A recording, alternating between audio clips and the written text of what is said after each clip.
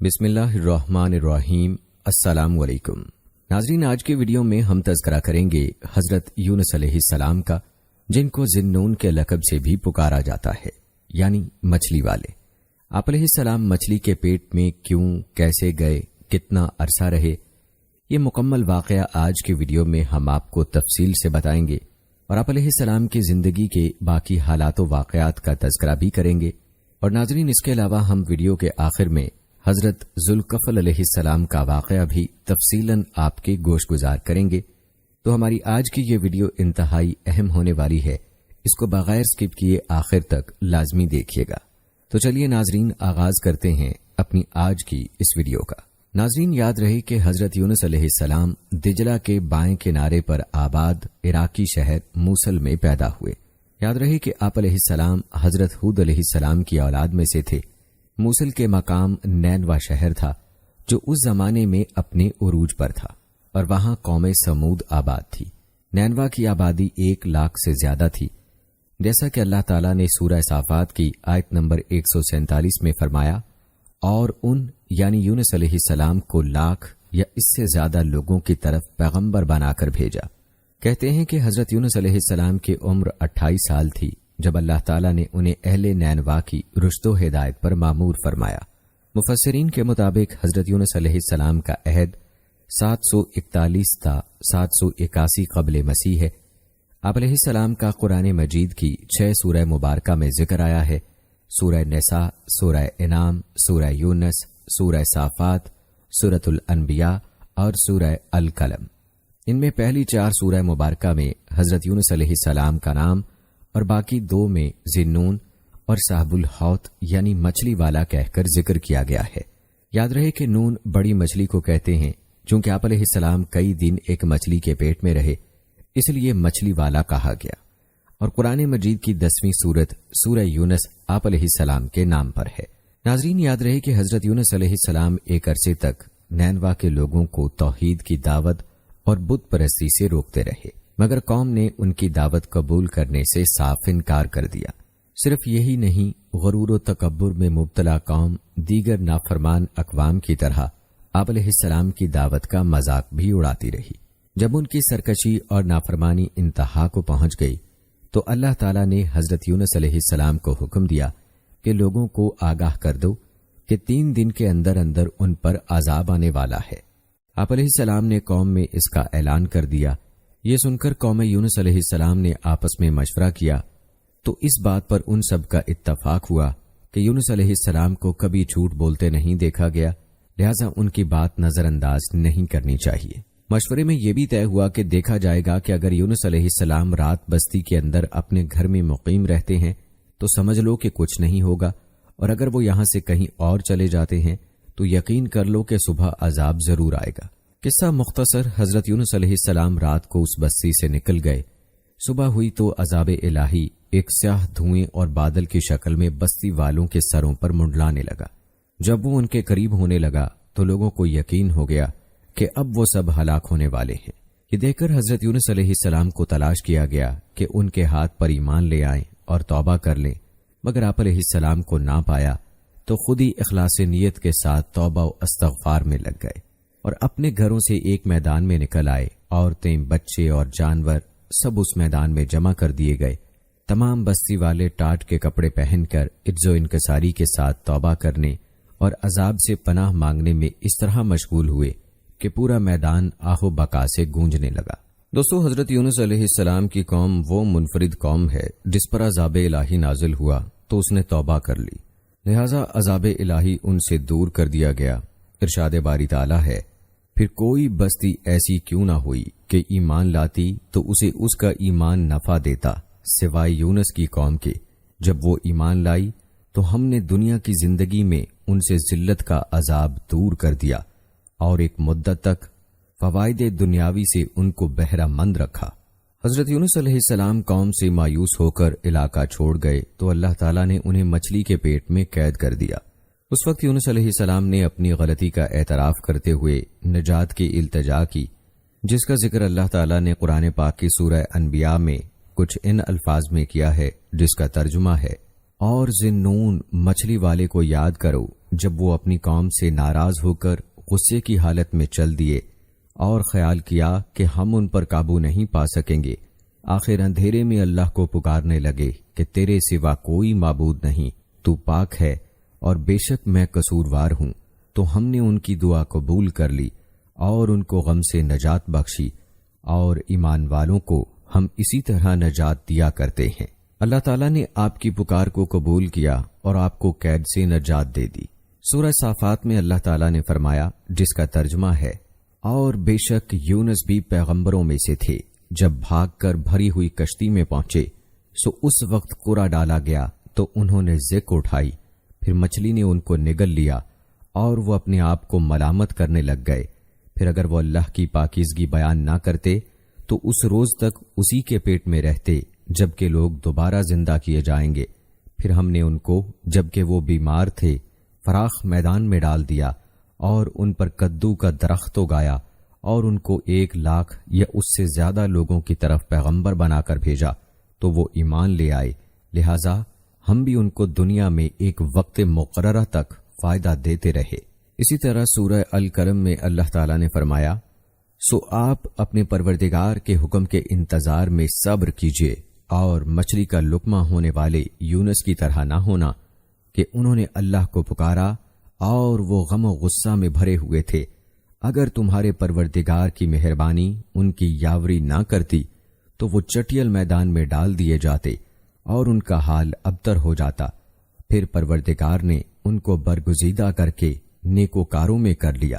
دوستو، یہ تھا تذکرہ قرآن پاک میں حضرت یونس علیہ السلام کے حوالے سے۔ اب ذکر کرتے ہیں حضرت یونس علیہ السلام کا وطن چھوڑنے کے حوالے سے۔ مفسرین بیان فرماتے ہیں کہ اللہ تعالیٰ نے حضرت یونس علیہ السلام کو موصل کے علاقے میں نینوا والوں کی طرف مبعوث فرمایا تھا۔ آپ نے انہیں اللہ کی طرف بلایا، انہوں نے آپ کی تکذیب کی اور کفر و عناد پر اڑے رہے۔ جب اسی طرح ایک طویل مدت گزر گئی تو یونس علیہ السلام بستی سے نکل گئے اور لوگوں کو فرما گئے کہ 3 دن کے بعد ان پر عذاب آ جائے گا۔ متعدد صحابہ رضوان اللہ مجمعین و تابعین رحمہ اللہ علیہم سے منقول ہے کہ جب حضرت یونس علیہ السلام باہر تشریف لے گئے تو قوم کو یقین ہو گیا کہ اب عذاب ضرور نازل ہوگا۔ اس وقت اللہ تعالیٰ نے ان کے دلوں میں توبہ کی طرف توجہ پیدا فرما دی، انہیں اپنے نبی کے ساتھ بدسلوکی پر ندامت محسوس ہوئی، چنانچہ انہوں نے پھٹے پرانے کپڑے پہن لیے، جانوروں کے بچوں کو ان کی ماؤں سے الگ کر دیا، پھر وہ رو رو کر عاجزی کے ساتھ اللہ سے دعائیں مانگنے لگے۔ مرد بھی روتے تھے، عورتیں بھی، بچے بھی روتے تھے اور مائیں بھی، اونٹ بھی بلبلاتے تھے، ان کے بچے بھی، گائیں بھی رامتی تھیں، بچھڑے بھی، بکریاں بھی منمناتی تھیں اور میمنے بھی۔ یہ بہت رقت آمیز منظر تھا۔ چنانچہ اللہ تعالیٰ نے اپنی قدرت اور رحمت سے ان پر سے عذاب ٹال دیا جو ان کے سروں پر منڈلا رہا تھا۔ اسی لیے اللہ تعالیٰ نے سورہ یونس میں فرمایا، جس کا ترجمہ ہے، پس کیوں نہ کوئی بستی ایمان لائی کہ اس کا ایمان لانا اس کے لیے نافع ہوتا۔ یعنی گزشتہ اقوام میں کوئی ایسی بستی کیوں نہ پائی گئی جو پوری کی پوری ایمان لے آتی۔ معلوم ہوا کہ ایسا نہیں ہوا، بلکہ ایسا ہوا جیسے اللہ تعالیٰ نے فرمایا، جیسا کہ اللہ تعالیٰ نے سورہ سبا کی آیت نمبر 34 میں فرمایا، اور ہم نے کسی بستی میں کوئی ڈرانے والا نہیں بھیجا مگر وہاں کے خوشحال لوگوں نے کہا کہ جو چیز تم دے کر بھیجے گئے ہو ہم اس کے قائل نہیں۔ پھر اللہ تعالیٰ نے سورہ یونس میں فرمایا، پھر کوئی بستی ایسی کیوں نہ ہوئی کہ ایمان لاتی تو اسے اس کا ایمان نفع دیتا، سوائے یونس کی قوم کے۔ جب وہ ایمان لے آئی تو ہم نے رسوائی کے عذاب کو دنیاوی زندگی میں ان پر سے ٹال دیا اور ان کو ایک خاص وقت تک کے لیے زندگی سے فائدہ اٹھانے کا موقع دیا، یعنی وہ سب کے سب ایمان لے آئے۔ مفسرین کا اس بارے میں اختلاف ہے کہ ان کے اس ایمان سے انہیں آخرت میں فائدہ ہوگا یا نہیں، اور جس طرح دنیا کے عذاب سے چھوٹ گئے آخرت کے عذاب سے بھی بچ جائیں گے یا نہیں۔ قرآن مجید کے ظاہری الفاظ سے معلوم ہوتا ہے کہ اس ایمان سے انہیں آخرت میں بھی فائدہ ہوگا، کیونکہ اللہ تعالیٰ نے سورہ صافات میں فرمایا، جب وہ ایمان لے آئے، اور فرمایا، اور ہم نے اسے 1,00,000 یا اس سے زیادہ آدمیوں کی طرف بھیجا، پس وہ ایمان لے آئے، لہٰذا ہم نے انہیں ایک زمانے تک فائدے دیے۔ اس دنیاوی فائدے سے یہ لازم نہیں آتا کہ اخروی عذاب سے نجات حاصل ہو، واللہ عالم۔ اس قوم کی تعداد 1,00,000 تو یقیناً تھی، اس سے زیادہ کتنی تعداد تھی اس کے بارے میں علماء کے مختلف اقوال ہیں۔ بہرحال جب یونس علیہ السلام اپنی قوم کی وجہ سے دل برداشتہ ہو کر روانہ ہو گئے تو سمندر میں سفر کرنے کے لیے ایک کشتی میں سوار ہوئے۔ کشتی لہروں میں ڈگمگانے اور ہچکولے کھانے لگی اور قریب تھا کہ ڈوب جائے۔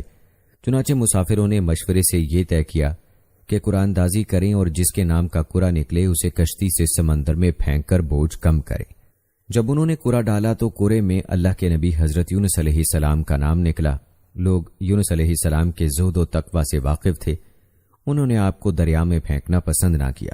انہوں نے دوبارہ قرآن ڈالا تو پھر آپ کا نام نکل آیا۔ آپ نے چھلانگ لگانے کا ارادہ کیا تو دوسرے مسافروں نے پھر آپ کو منع کر دیا۔ انہوں نے تیسری بار قرآن ڈالا تب بھی آپ کا نام نکلا، کیونکہ اللہ تعالیٰ کی خاص مشیت یہی تھی جس کا ذکر اللہ تعالیٰ نے قرآن پاک میں کیا ہے۔ ترجمہ ہے، اور بلا شبہ یونس نبیوں میں سے تھے۔ جب وہ بھاگ کر بھری کشتی میں پہنچے اور پھر قرآن دازی ہوئی تو یہ مغلوب ہو گئے، سو انہیں مچھلی نے نگل لیا اور وہ خود اپنے آپ کو ملامت کرنے لگ گئے۔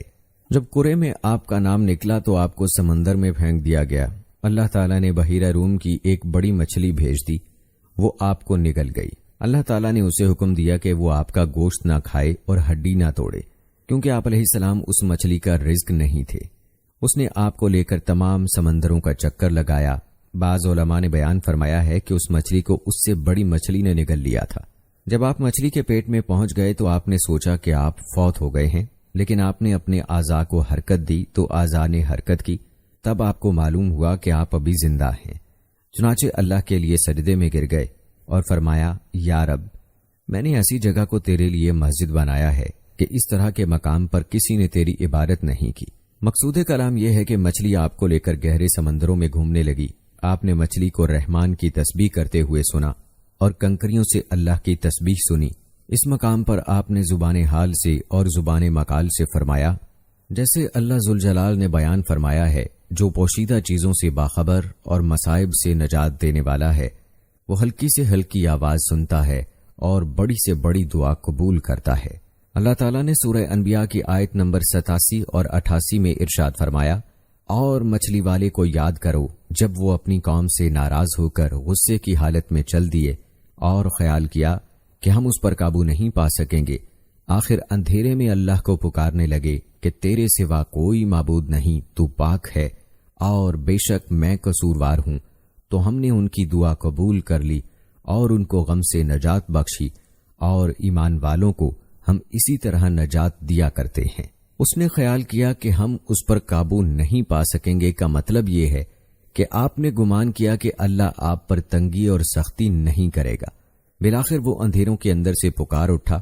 میں اندھیروں سے مراد مچھلی کے پیٹ کا اندھیرا، سمندر کا اندھیرا اور رات کا اندھیرا ہے۔ ایک قول یہ ہے کہ اس مچھلی کو ایک اور مچھلی نے نگل لیا تھا، اس لیے دو مچھلیوں کا اندھیرا اور سمندر کا اندھیرا مراد ہے۔ اسی طرح اللہ تعالیٰ نے سورہ صافات میں ذکر کیا ہے، پھر اگر وہ اللہ کی پاکیزگی بیان نہ کرتے تو اس روز تک اسی کے پیٹ میں رہتے جبکہ لوگوں کو دوبارہ زندہ کیا جائے گا۔ اس کا مطلب یہ ہے کہ اگر آپ وہاں اللہ کی تسبیح نہ کہتے اور اللہ کے سامنے عاجزی کرتے ہوئے توبہ نہ کرتے تو قیامت تک وہیں رہتے اور قیامت کو مچھلی کے پیٹ سے زندہ ہو کر نکلتے۔ دوسرا مطلب یہ بیان کیا گیا ہے کہ اگر وہ مچھلی کے پیٹ میں جانے سے پہلے اللہ کی تسبیح کرنے والے یعنی اللہ کی اطاعت کرنے والے، نماز پڑھنے والے اور ذکر الہی کرنے والے نہ ہوتے تو نجات نہ پاتے۔ اس کی تائید حضرت عبداللہ بن عباس رضی اللہ تعالی عنہ سے مروی حدیث سے بھی ہوتی ہے کہ رسول اللہ صلی اللہ علیہ وآلہ وسلم نے فرمایا، اے لڑکے، میں تجھے کچھ باتیں سکھاتا ہوں، اللہ کا خیال رکھ، یعنی اسے یاد رکھ، اس کے احکام کا خیال رکھ، اللہ تیرا خیال رکھے گا۔ اللہ کا خیال رکھ تو اسے اپنے سامنے پائے گا۔ راحت کے وقت اللہ کے ہاں معروف ہو، یعنی اس سے تعلق جوڑ کر رکھو، وہ مشکل کے وقت تجھے پہچانے گا۔ امام ابن جریر رحمہ اللہ نے تفسیر میں حضرت ابو ہریرہ رضی اللہ تعالی عنہ کی روایت سے حدیث بیان کی ہے کہ رسول اللہ صلی اللہ علیہ وآلہ وسلم نے فرمایا، جب اللہ تعالیٰ نے حضرت یونس علیہ السلام کو مچھلی کے پیٹ میں قید کرنے کا ارادہ فرمایا تو اللہ نے مچھلی کو وحی کی، اسے لے لو لیکن اس کا گوشت زخمی نہ کرنا اور ہڈی نہ توڑنا۔ مچھلی نے یونس علیہ السلام کو اٹھا کر سمندروں کا چکر لگایا۔ یونس علیہ السلام نے سمجھا کہ وہ فوت ہو گئے ہیں، پھر اپنا سر ہلایا تو محسوس کیا کہ وہ زندہ ہیں۔ پھر انہوں نے اپنے رب سے دعا کی، اللہ نے دعا قبول فرمائی اور جب مچھلی سمندر کی تہ تک پہنچی تو یونس علیہ السلام کو ایک آواز سنائی دی۔ آپ نے دل میں کہا یہ کیا ہے؟ اللہ تعالیٰ نے آپ کی طرف وحی کی، یہ سمندر کے جانوروں کی تسبیح کرنے کی آواز ہے۔ مچھلی کو حکم دیا تو اس نے آپ کو ساحل پر لا ڈالا، اور جیسے اللہ تعالیٰ نے فرمایا وہ اس وقت بیمار تھے۔ امام ابن ابی حاتم رحمہ اللہ نے اپنی تفسیر میں بیان کیا ہے کہ یونس علیہ السلام کو مچھلی کے پیٹ میں ان الفاظ کے ساتھ دعا کرنے کا خیال آیا، اے اللہ تیرے سوا کوئی معبود نہیں، تو پاک ہے اور بے شک میں قصوروار ہوں۔ یہ دعا عرش کے نیچے جا پہنچی تو فرشتوں نے کہا، یا رب ایک کمزور سی جانی پہچانی آواز کسی اجنبی مقام سے آ رہی ہے۔ فرمایا تم نے پہچانا نہیں؟ بولے نہیں اے رب، وہ کون ہے؟ فرمایا میرا بندہ یونس۔ فرشتوں نے کہا تیرا بندہ یونس جس کے مقبول عمل اور مقبول دعائیں آسمانوں پر آتی رہتی ہیں؟ یا اللہ وہ راحت کے ایام میں نیکی کرتا تھا، کیا تو اس پر رحم کر کے مصیبت سے نجات نہیں دے گا؟ اللہ نے فرمایا کیوں نہیں؟ پھر مچھلی کو حکم دیا تو اس نے آپ کو چٹیل میدان میں پھینک دیا۔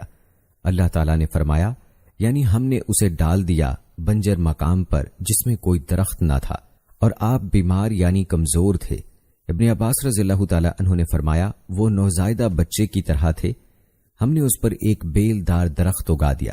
متعدد صحابہ رضوان اللہ اجمعین اور تابعین رحمہ اللہ بیان کرتے ہیں کہ یہ کدو کی بیل تھی، اور علماء کرام فرماتے ہیں کہ کدو اگانے میں بہت سی حکمتیں تھیں۔ اس کے پتے انتہائی ملائم، تعداد میں زیادہ اور سایہ مہیا کرنے والے ہوتے ہیں، مکھی اس کے قریب نہیں آتی، اس کا پھل شروع سے آخر تک کھایا جاتا ہے، اس کے چھلکے اور بیج سے بھی فائدہ اٹھایا جاتا ہے، یہ دماغ کو قوت دیتا ہے اور بہت سے فوائد کا حامل ہے۔ اللہ تعالیٰ کے حکم سے ایک جنگلی ہرنی صبح شام آ کر آپ کو دودھ پلاتی تھی، یہ آپ پر اللہ کی رحمت اور اس کا احسان تھا۔ اس لیے اللہ تعالیٰ نے فرمایا، جس کا ذکر اللہ تعالیٰ نے سورہ انبیاء میں کیا ہے، پھر ہم نے ان کی دعا قبول کر لی اور ان کو غم سے نجات بخشی، اور ایمان والوں کو ہم اسی طرح نجات دیا کرتے ہیں۔ یعنی ہم سے جو کوئی دعا کرے اور ہماری پناہ کا طالب ہو، ہم اس کے ساتھ اسی طرح احسان کرتے ہیں۔ حضرت سعد بن ابی وقاص رضی اللہ تعالی عنہ سے روایت ہے، انہوں نے فرمایا میں مسجد میں حضرت عثمان رضی اللہ تعالی عنہ کے پاس سے گزرا اور سلام کہا، آپ نے میری طرف دیکھا لیکن سلام کا جواب نہ دیا۔ میں حضرت عمر رضی اللہ تعالی عنہ کی خدمت میں حاضر ہوا اور کہا، کیا اسلام میں کوئی نئی چیز پیدا ہو گئی ہے؟ انہوں نے کہا نہیں، کیا ہوا؟ میں نے کہا میں ابھی مسجد میں حضرت عثمان رضی اللہ تعالی عنہ کے پاس سے گزرا تھا، میں نے سلام کہا، انہوں نے میری طرف دیکھا لیکن سلام کا جواب نہیں دیا۔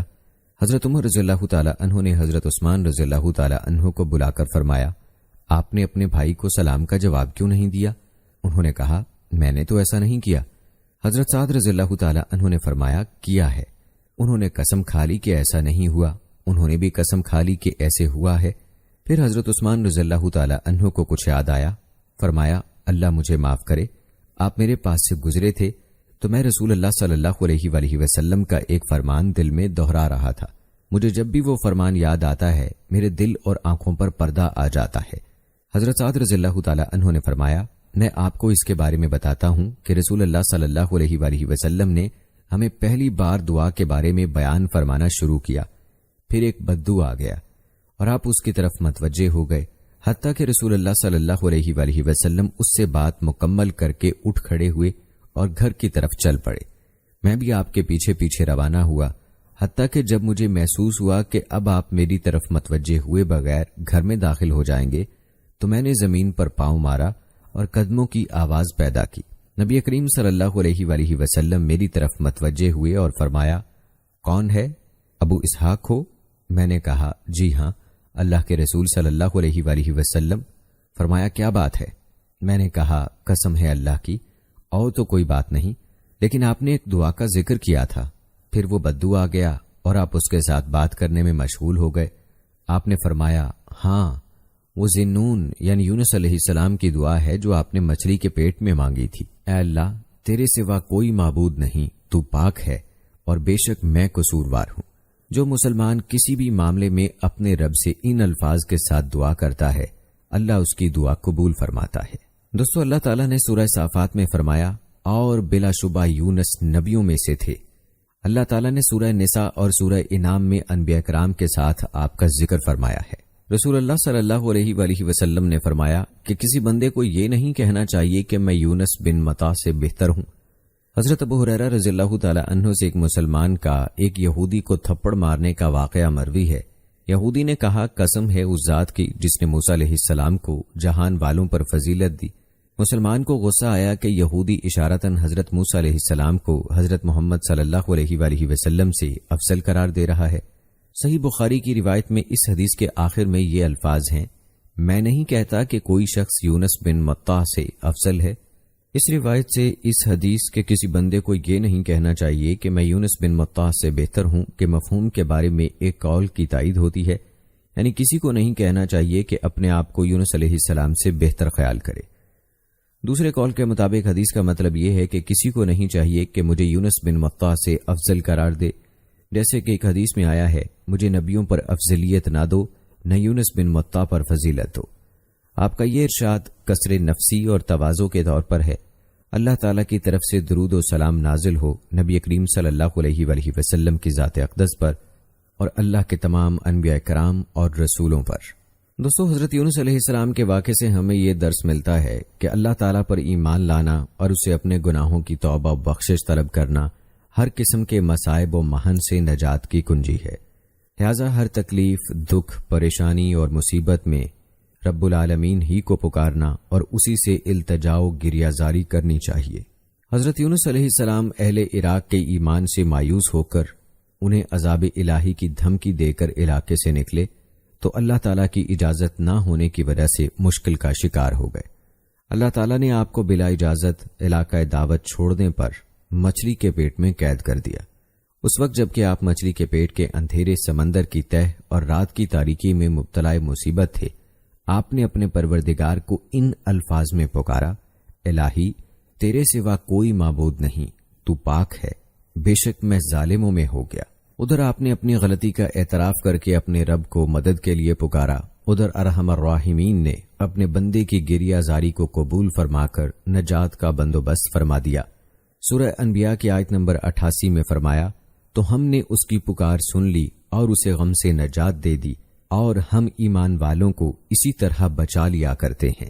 دوسری طرف قوم نے عذاب الہی کو حسب وعدہ آتے دیکھا تو ساری قوم بچوں، عورتوں، ضعیفوں اور مویشیوں سمیت کھلے میدان میں جمع ہو گئی۔ سب نے مل کر اپنے گناہوں کی رو رو کر معافی مانگی، خوب گریہ وزاری کی اور اپنے رب سے نہایت عجز و انکسار کا اظہار کیا۔ اس پر ارحم الراحمین نے بھی ان سے عذاب کو ٹال دیا۔ اللہ تعالیٰ کا ارشاد ہے، چنانچہ کوئی بستی ایمان نہ لائی کہ ایمان لانا اس کے لیے نافع ہوتا سوائے یونس کی قوم کے۔ جب وہ ایمان لے آئے تو ہم نے رسوائی کے عذاب کو دنیاوی زندگی میں ان سے ٹال دیا اور ان کو ایک وقت خاص تک کے لیے زندگی سے فائدہ اٹھانے کا موقع دیا۔ آج مسلمان بحیثیت ایک قوم کے جن مصائب، شدائد، دکھوں اور کفار کے شکنجے اور ظلم میں آئے ہوئے ہیں، ان سے نجات کے لیے سب کو مل کر اپنے ایمان کی تجدید کرنی چاہیے، اپنے رب سے توبہ و استغفار کر کے اس سے اپنے تعلق کو مضبوط بنانا چاہیے۔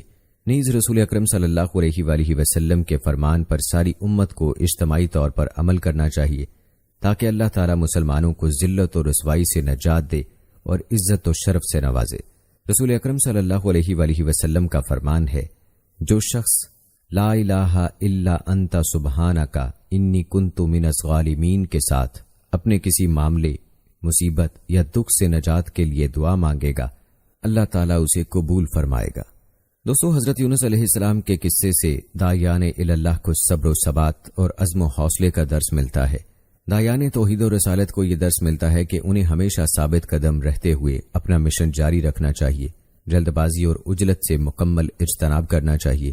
اگر وقتی طور پر دعوت توحید کو قبول نہ کریں، ایمان باللہ کی طرف راغب نہ ہوں یا داعیان کے ساتھ تعاون اور ان کی تائید نہ کریں تو انہیں دل برداشتہ نہیں ہونا چاہیے، نہ انہیں میدان دعوت سے فرار کا سوچنا چاہیے، بلکہ اس مشن کے لیے ہر قسم کی تکلیف کو باعث اجر سمجھتے ہوئے قبول کرنا چاہیے۔ اللہ رب العزت اپنے پیارے نبی حضرت محمد صلی اللہ علیہ وآلہ وسلم کو تسلی دیتے ہوئے فرماتے ہیں، سورہ احقاف کی آیت ہے جس کا ترجمہ ہے، پس اے پیغمبر تم ایسا صبر کرو جیسا عالی ہمت رسولوں نے کیا اور ان کے لیے عذاب طلب کرنے میں جلدی نہ کرو، یعنی آپ اہل مکہ کی تکالیف کو خندہ پیشانی سے برداشت کریں اور ان کے لیے عذاب الہی کا سوال نہ کریں۔ اس میں اہل ایمان کے لیے بھی صبر و تحمل اور ہمت و برداشت کا درس ہے کہ وہ بھی میدان دعوت میں اسی اسوہ حسنہ سے رہنمائی لیں۔ دوستو، یہ تھا واقعہ حضرت یونس علیہ السلام کا، لیکن آپ کو بتاتے چلیں کہ کچھ مفسرین کے نزدیک حضرت یونس علیہ السلام کا واقعہ کچھ ان الفاظ میں بیان کیا گیا ہے۔ آئیے آپ کو وہ بھی سناتے ہیں۔ دوستو، حضرت یونس علیہ السلام کی قوم وہ منفرد قوم ہے جس پر عذاب الہی نازل ہوا تو اس نے توبہ کر لی، لہذا عذاب الہی ان سے دور کر دیا گیا۔ ارشاد باری تعالیٰ ہے، پھر کوئی بستی ایسی کیوں نہ ہوئی کہ ایمان لاتی تو اسے اس کا ایمان نفع دیتا سوائے یونس کی قوم کے۔ جب وہ ایمان لائی تو ہم نے دنیا کی زندگی میں ان سے ذلت کا عذاب دور کر دیا اور ایک مدت تک فوائد دنیاوی سے ان کو بہرہ مند رکھا۔ حضرت یونس علیہ السلام قوم سے مایوس ہو کر علاقہ چھوڑ گئے تو اللہ تعالیٰ نے انہیں مچھلی کے پیٹ میں قید کر دیا۔ اس وقت یونس علیہ السلام نے اپنی غلطی کا اعتراف کرتے ہوئے نجات کی التجا کی، جس کا ذکر اللہ تعالیٰ نے قرآن پاک کی سورہ انبیاء میں کچھ ان الفاظ میں کیا ہے، جس کا ترجمہ ہے، اور ذنون مچھلی والے کو یاد کرو جب وہ اپنی قوم سے ناراض ہو کر غصے کی حالت میں چل دیے اور خیال کیا کہ ہم ان پر قابو نہیں پا سکیں گے، آخر اندھیرے میں اللہ کو پکارنے لگے کہ تیرے سوا کوئی معبود نہیں، تو پاک ہے اور بے شک میں قصوروار ہوں۔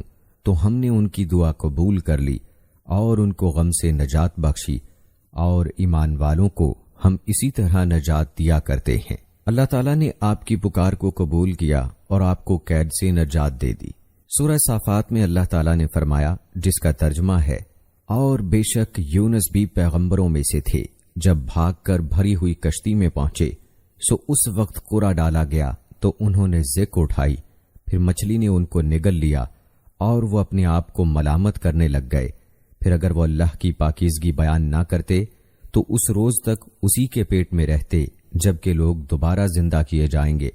پھر ہم نے ان کو جبکہ وہ بیمار تھے فراخ میدان میں ڈال دیا اور ان پر کدو کا درخت اگایا اور ان کو 1,00,000 یا اس سے زیادہ لوگوں کی طرف پیغمبر بنا کر بھیجا تو وہ ایمان لے آئے، لہذا ہم بھی ان کو دنیا میں ایک وقت مقررہ تک فائدہ دیتے رہے۔ اسی طرح سورہ القلم میں اللہ تعالیٰ نے فرمایا، سو آپ اپنے پروردگار کے حکم کے انتظار میں صبر کیجیے اور مچھلی کا لقمہ ہونے والے یونس کی طرح نہ ہونا کہ انہوں نے اللہ کو پکارا اور وہ غم و غصہ میں بھرے ہوئے تھے۔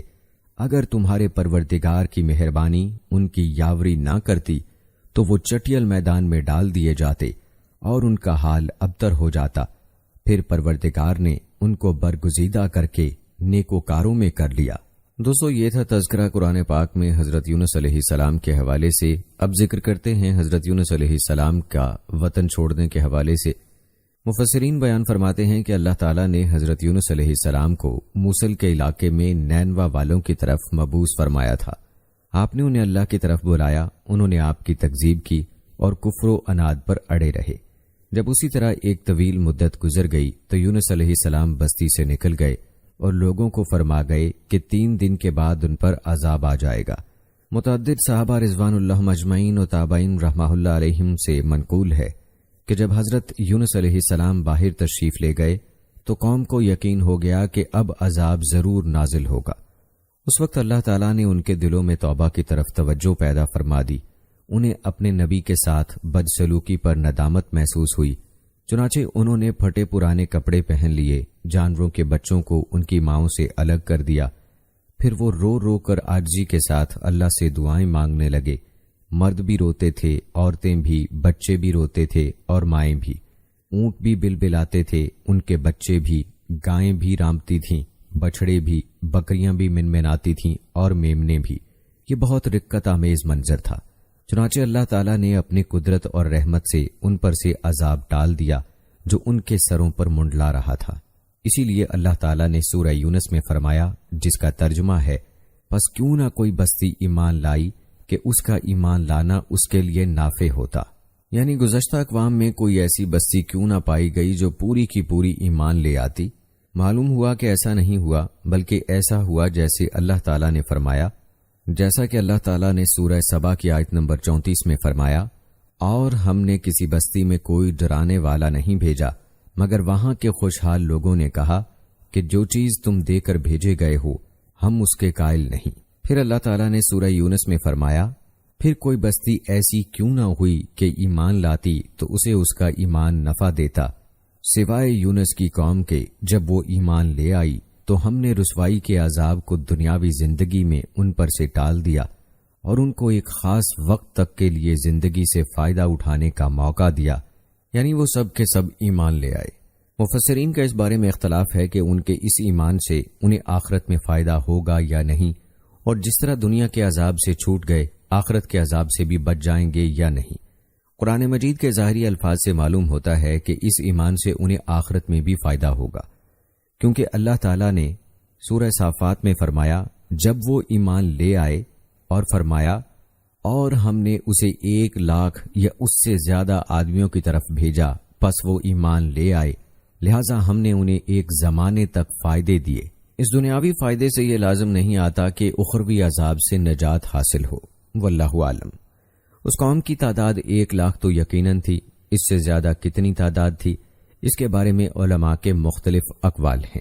بہرحال جب یونس علیہ السلام اپنی قوم کی وجہ سے دل برداشتہ ہو کر روانہ ہو گئے تو سمندر میں سفر کرنے کے لیے ایک کشتی میں سوار ہوئے۔ کشتی لہروں میں ڈگمگانے اور ہچکولے کھانے لگی اور قریب تھا کہ ڈوب جائے، چنانچہ مسافروں نے مشورے سے یہ طے کیا کہ قرآن دازی کریں اور جس کے نام کا قرآن نکلے اسے کشتی سے سمندر میں پھینک کر بوجھ کم کریں۔ جب انہوں نے قرآن ڈالا تو قرے میں اللہ کے نبی حضرت یونس علیہ السلام کا نام نکلا۔ لوگ یونس علیہ السلام کے زہد و تقوی سے واقف تھے، انہوں نے آپ کو دریا میں پھینکنا پسند نہ کیا۔ انہوں نے دوبارہ قرآن ڈالا تو پھر آپ کا نام نکل آیا۔ آپ نے چھلانگ لگانے کا ارادہ کیا تو دوسرے مسافروں نے پھر آپ کو منع کر دیا۔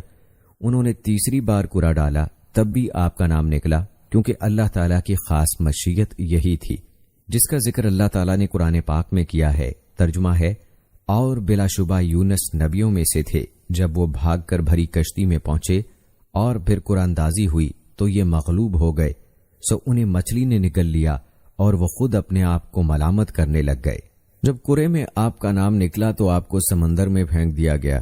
اللہ تعالیٰ نے بحیرہ روم کی ایک بڑی مچھلی بھیج دی، وہ آپ کو نگل گئی۔ اللہ تعالیٰ نے اسے حکم دیا کہ وہ آپ کا گوشت نہ کھائے اور ہڈی نہ توڑے، کیونکہ آپ علیہ السلام اس مچھلی کا رزق نہیں تھے۔ اس نے آپ کو لے کر تمام سمندروں کا چکر لگایا۔ بعض علماء نے بیان فرمایا ہے کہ اس مچھلی کو اس سے بڑی مچھلی نے نگل لیا تھا۔ جب آپ مچھلی کے پیٹ میں پہنچ گئے تو آپ نے سوچا کہ آپ فوت ہو گئے ہیں، لیکن آپ نے اپنے اعضاء کو حرکت دی تو اعضاء نے حرکت کی، تب آپ کو معلوم ہوا کہ آپ ابھی زندہ ہیں۔ چنانچہ اللہ کے لیے سجدے میں گر گئے اور فرمایا، یا رب، میں نے ایسی جگہ کو تیرے لیے مسجد بنایا ہے کہ اس طرح کے مقام پر کسی نے تیری عبادت نہیں کی۔ مقصود کلام یہ ہے کہ مچھلی آپ کو لے کر گہرے سمندروں میں گھومنے لگی۔ آپ نے مچھلی کو رحمان کی تسبیح کرتے ہوئے سنا اور کنکریوں سے اللہ کی تسبیح سنی۔ اس مقام پر آپ نے زبان حال سے اور زبان مقال سے فرمایا، جیسے اللہ ذوالجلال نے بیان فرمایا ہے، جو پوشیدہ چیزوں سے باخبر اور مصائب سے نجات دینے والا ہے، وہ ہلکی سے ہلکی آواز سنتا ہے اور بڑی سے بڑی دعا قبول کرتا ہے۔ اللہ تعالیٰ نے سورہ انبیاء کی آیت نمبر 87 اور 88 میں ارشاد فرمایا، اور مچھلی والے کو یاد کرو جب وہ اپنی قوم سے ناراض ہو کر غصے کی حالت میں چل دیے اور خیال کیا کہ ہم اس پر قابو نہیں پا سکیں گے، آخر اندھیرے میں اللہ کو پکارنے لگے کہ تیرے سوا کوئی معبود نہیں، تو پاک ہے اور بے شک میں قصوروار ہوں۔ تو ہم نے ان کی دعا قبول کر لی اور ان کو غم سے نجات بخشی، اور ایمان والوں کو ہم اسی طرح نجات دیا کرتے ہیں۔ اس نے خیال کیا کہ ہم اس پر قابو نہیں پا سکیں گے کا مطلب یہ ہے کہ آپ نے گمان کیا کہ اللہ آپ پر تنگی اور سختی نہیں کرے گا۔ بالآخر وہ اندھیروں کے اندر سے پکار اٹھا۔ میں اندھیروں سے مراد مچھلی کے پیٹ کا اندھیرا، سمندر کا اندھیرا اور رات کا اندھیرا ہے۔ ایک قول یہ ہے کہ اس مچھلی کو ایک اور مچھلی نے نگل لیا تھا، اس لیے 2 مچھلیوں کا اندھیرا اور سمندر کا اندھیرا مراد ہے۔ اسی طرح اللہ تعالیٰ نے سورہ صافات میں ذکر کیا ہے، پھر اگر وہ اللہ کی پاکیزگی بیان نہ کرتے تو اس روز تک اسی کے پیٹ میں رہتے جبکہ لوگوں کو دوبارہ زندہ کیا جائے گا۔ اس کا مطلب یہ ہے کہ اگر آپ وہاں اللہ کی تسبیح نہ کہتے اور اللہ کے سامنے عاجزی کرتے ہوئے توبہ نہ کرتے تو قیامت تک وہیں رہتے اور قیامت کو مچھلی کے پیٹ سے زندہ ہو کر نکلتے۔ دوسرا مطلب یہ بیان کیا گیا ہے کہ اگر وہ مچھلی کے پیٹ میں جانے سے پہلے اللہ کی تسبیح کرنے والے یعنی اللہ کی اطاعت کرنے والے، نماز پڑھنے والے اور ذکر الہی کرنے والے نہ ہوتے تو نجات نہ پاتے۔ اس کی تائید حضرت عبداللہ بن عباس رضی اللہ تعالی عنہ سے مروی حدیث سے بھی ہوتی ہے کہ رسول اللہ صلی اللہ علیہ وآلہ وسلم نے فرمایا، اے لڑکے، میں تجھے کچھ باتیں سکھاتا ہوں، اللہ کا خیال رکھ، یعنی اسے یاد رکھ، اس کے احکام کا خیال رکھ، اللہ تیرا خیال رکھے گا۔ اللہ کا خیال رکھ تو اسے اپنے سامنے پائے گا۔ راحت کے وقت اللہ کے ہاں معروف ہو، یعنی اس سے تعلق جوڑ کر رکھو، وہ مشکل کے وقت تجھے پہچانے گا۔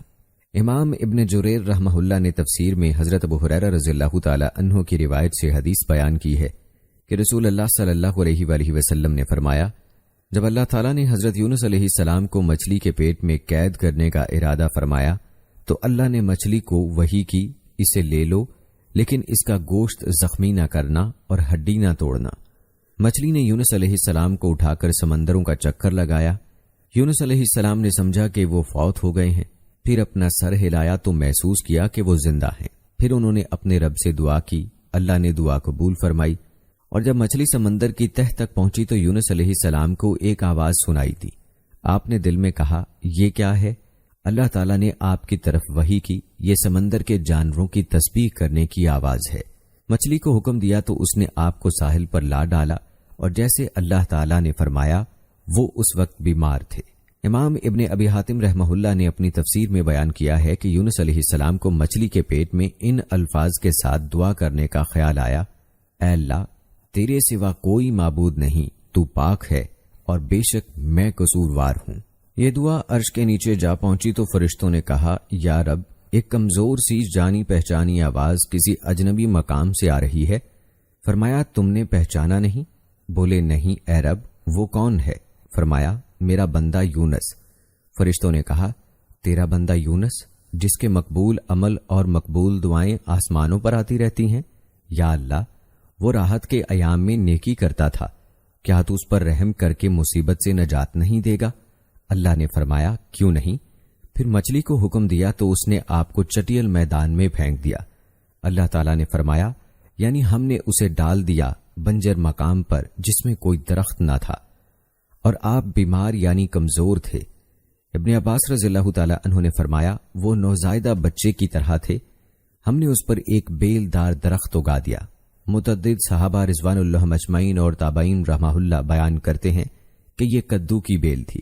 علماء کرام فرماتے ہیں کہ کدو اگانے میں بہت سی حکمتیں تھیں۔ اس کے پتے انتہائی ملائم، تعداد میں زیادہ اور سایہ مہیا کرنے والے ہوتے ہیں۔ مکھی اس کے قریب نہیں آتی، اس کا پھل شروع سے آخر تک کھایا جاتا ہے۔ اس کے چھلکے اور بیج سے بھی فائدہ اٹھایا جاتا ہے۔ یہ دماغ کو قوت دیتا ہے اور بہت سے فوائد کا حامل ہے۔ اللہ تعالیٰ کے حکم سے ایک جنگلی ہرنی صبح شام آ کر آپ کو دودھ پلاتی تھی۔ یہ آپ پر اللہ کی رحمت اور اس کا احسان تھا۔ اس لیے اللہ تعالیٰ نے فرمایا، جس کا ذکر اللہ تعالیٰ نے سورہ انبیاء میں کیا ہے، پھر ہم نے ان کی دعا قبول کر لی اور ان کو غم سے نجات بخشی، اور ایمان والوں کو ہم اسی طرح نجات دیا کرتے ہیں۔ یعنی ہم سے جو کوئی دعا کرے اور ہماری پناہ کا طالب ہو، ہم اس کے ساتھ اسی طرح احسان کرتے ہیں۔ حضرت سعد بن ابی وقاص رضی اللہ تعالی عنہ سے روایت ہے، انہوں نے فرمایا، میں مسجد میں حضرت عثمان رضی اللہ تعالی عنہ کے پاس سے گزرا اور سلام کہا۔ آپ نے میری طرف دیکھا لیکن سلام کا جواب نہ دیا۔ میں حضرت عمر رضی اللہ تعالی عنہ کی خدمت میں حاضر ہوا اور کہا، کیا اسلام میں کوئی نئی چیز پیدا ہو گئی ہے؟ انہوں نے کہا، نہیں، کیا ہوا؟ میں نے کہا، میں ابھی مسجد میں حضرت عثمان رضی اللہ تعالی عنہ کے پاس سے گزرا تھا، میں نے سلام کہا، انہوں نے میری طرف دیکھا لیکن سلام کا جواب نہیں دیا۔ حضرت عمر رضی اللہ تعالی عنہ نے حضرت عثمان رضی اللہ تعالی عنہ کو بلا کر فرمایا، آپ نے اپنے بھائی کو سلام کا جواب کیوں نہیں دیا؟ انہوں نے کہا، میں نے تو ایسا نہیں کیا۔ حضرت سعد رضی اللہ تعالی عنہ نے فرمایا، کیا ہے؟ انہوں نے قسم کھا لی کہ ایسا نہیں ہوا۔ انہوں نے بھی قسم کھا لی کہ ایسے ہوا ہے۔ پھر حضرت عثمان رضی اللہ تعالی عنہ کو کچھ یاد آیا، فرمایا، اللہ مجھے معاف کرے، آپ میرے پاس سے گزرے تھے تو میں رسول اللہ صلی اللہ علیہ وآلہ وسلم کا ایک فرمان دل میں دہرا رہا تھا۔ مجھے جب بھی وہ فرمان یاد آتا ہے میرے دل اور آنکھوں پر پردہ آ جاتا ہے۔ حضرت سعد رضی اللہ تعالی عنہ نے فرمایا، میں آپ کو اس کے بارے میں بتاتا ہوں کہ رسول اللہ صلی اللہ علیہ وآلہ وسلم نے ہمیں پہلی بار دعا کے بارے میں بیان فرمانا شروع کیا، پھر ایک بددو آ گیا اور آپ اس کی طرف متوجہ ہو گئے، حتیٰ کہ رسول اللہ صلی اللہ علیہ وآلہ وسلم اس سے بات مکمل کر کے اٹھ کھڑے ہوئے اور گھر کی طرف چل پڑے۔ میں بھی آپ کے پیچھے پیچھے روانہ ہوا، حتیٰ کہ جب مجھے محسوس ہوا کہ اب آپ میری طرف متوجہ ہوئے بغیر گھر میں داخل ہو جائیں گے تو میں نے زمین پر پاؤں مارا اور قدموں کی آواز پیدا کی۔ نبی کریم صلی اللہ علیہ وآلہ وسلم میری طرف متوجہ ہوئے اور فرمایا، کون ہے؟ ابو اسحاق ہو؟ میں نے کہا، جی ہاں اللہ کے رسول صلی اللہ علیہ وآلہ وسلم۔ فرمایا، کیا بات ہے؟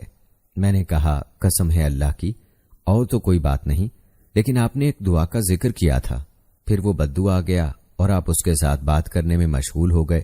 آپ نے فرمایا، ہاں وہ ذنون یعنی یونس علیہ السلام کی دعا ہے جو آپ نے مچھلی کے پیٹ میں مانگی تھی۔ اے اللہ، تیرے سوا کوئی معبود نہیں، تو پاک ہے اور بے شک میں قصوروار ہوں۔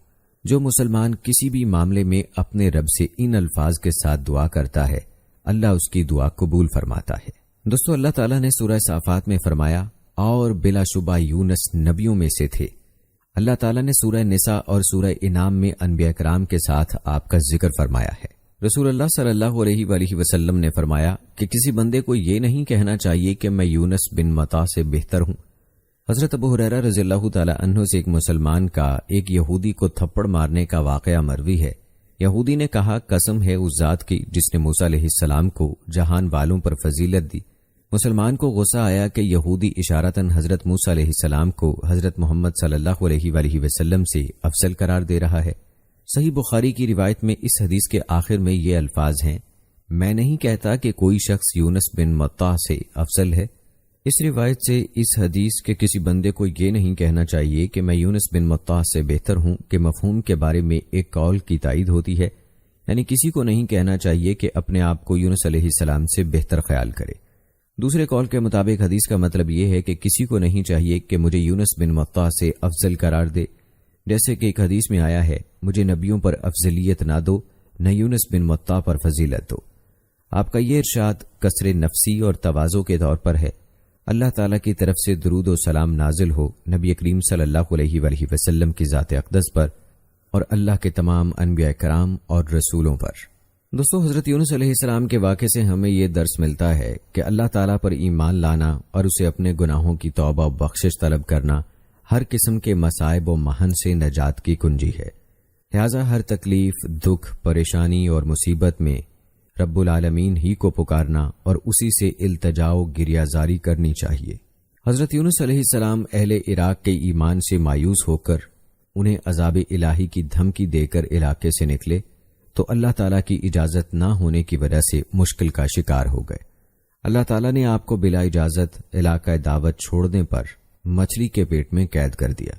اس وقت جب کہ آپ مچھلی کے پیٹ کے اندھیرے سمندر کی تہ اور رات کی تاریکی میں مبتلا مصیبت تھے، آپ نے اپنے پروردگار کو ان الفاظ میں پکارا، الہی تیرے سوا کوئی معبود نہیں، تو پاک ہے، بے شک میں ظالموں میں ہو گیا۔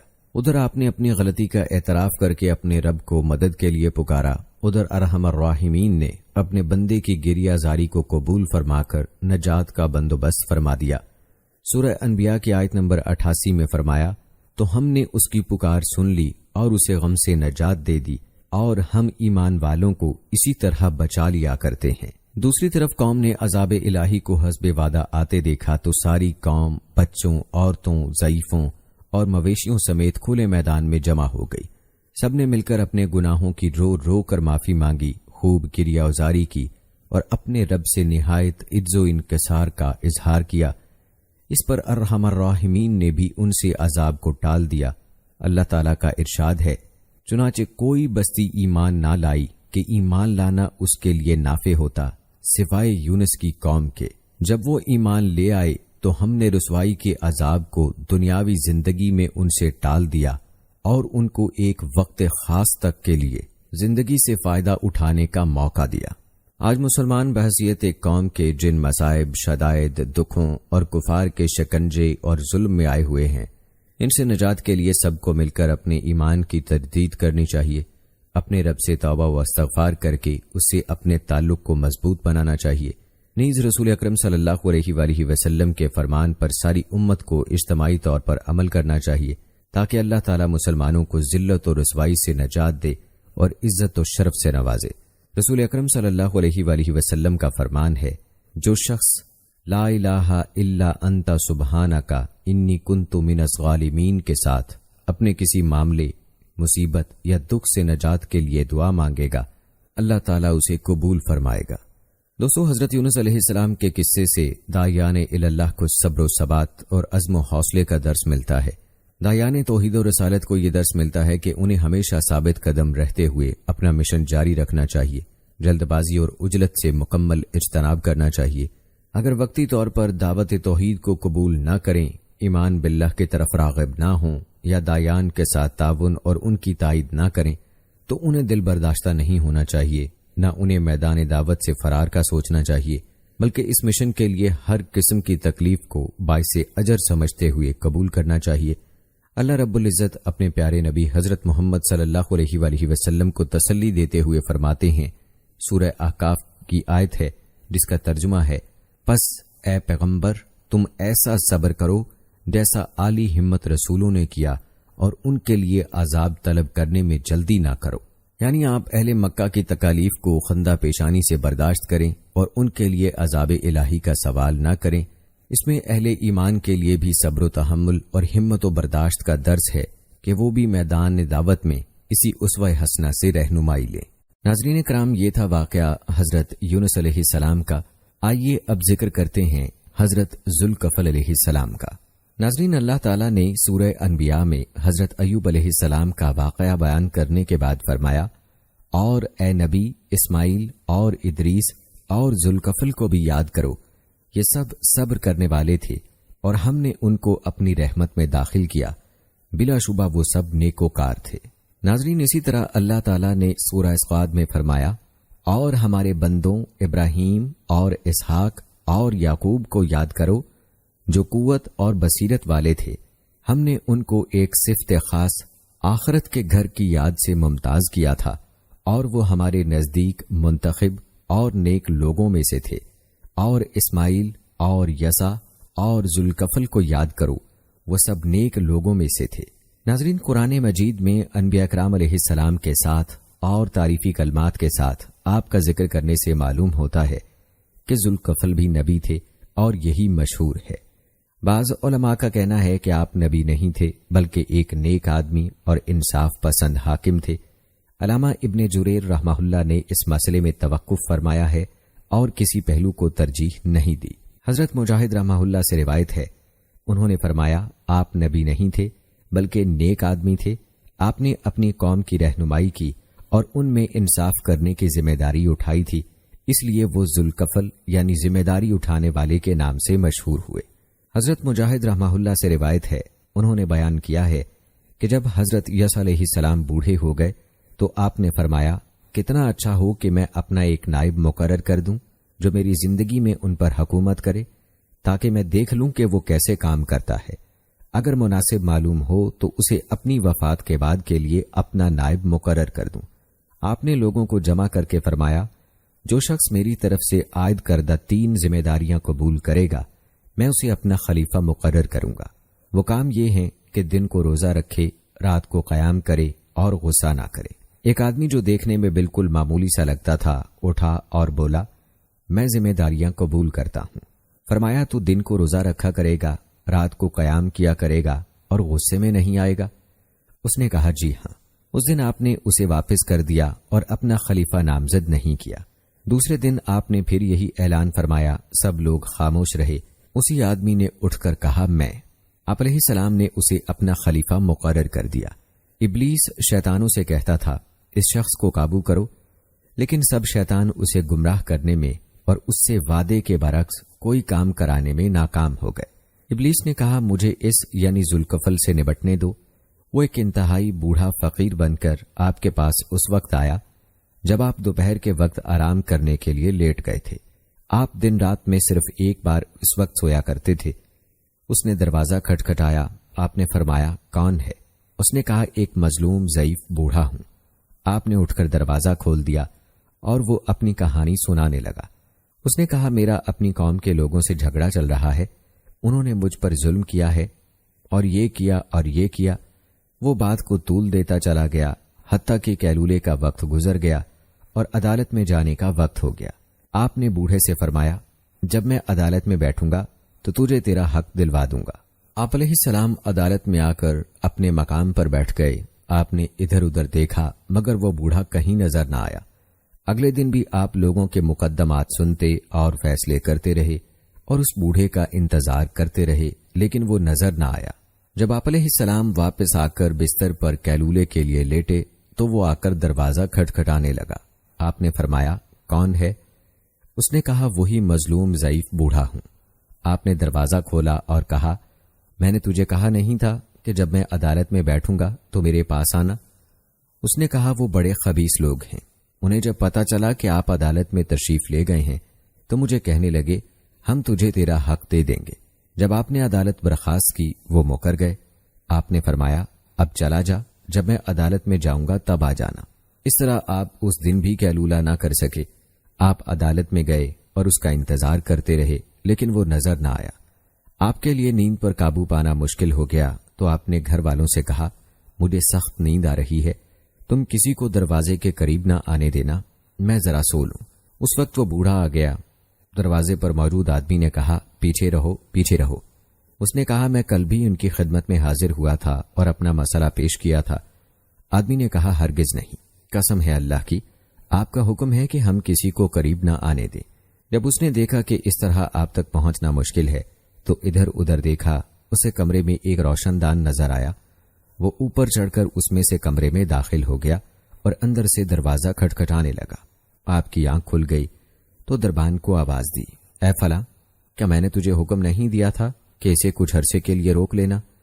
اس نے کہا یہ شخص میری طرف سے نہیں آیا، آپ ہی دیکھیں کہ کدھر سے آیا ہے۔ آپ نے اٹھ کر دروازہ دیکھا تو وہ اندر کی طرف سے اسی طرح بند تھا جس طرح آپ نے بند کیا تھا۔ اس کے باوجود بوڑھا کمرے میں موجود تھا۔ تب آپ نے پہچان لیا اور فرمایا کیا تو اللہ کا دشمن شیطان ہے؟ اس نے کہا ہاں، آپ نے میری ہر کوشش ناکام بنا دی تھی، اس لیے میں نے آپ کو غصے میں لانے کے لیے یہ سب کچھ کیا۔ اسی وجہ سے اللہ تعالیٰ نے آپ کا نام ذوالکفل رکھا، کیونکہ آپ نے ایک ذمہ داری اٹھائی اور اسے نبھا کر دکھایا۔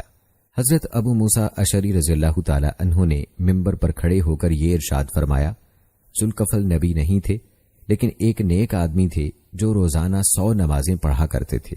ذوالکفل نے یسع سے وعدہ کیا کہ ان کی وفات کے بعد وہ یہ سلسلہ جاری رکھیں گے، چنانچہ آپ روزانہ 100 نمازیں پڑھا کرتے تھے، اسی لیے آپ کا نام ذوالکفل یعنی ذمہ داری اٹھانے اور نبھانے والے مشہور ہو گیا۔ تو ناظرین کرام، یہ تھی ہماری آج کی ویڈیو۔ امید کرتے ہیں کہ آپ کو پسند آئی ہوگی۔ ہماری آج کی اس ویڈیو کے متعلق اپنی رائے کا اظہار کمنٹ باکس میں لازمی کیجیے گا۔ مجھے اگلی ویڈیو تک کی اجازت دیں۔ فی امان اللہ۔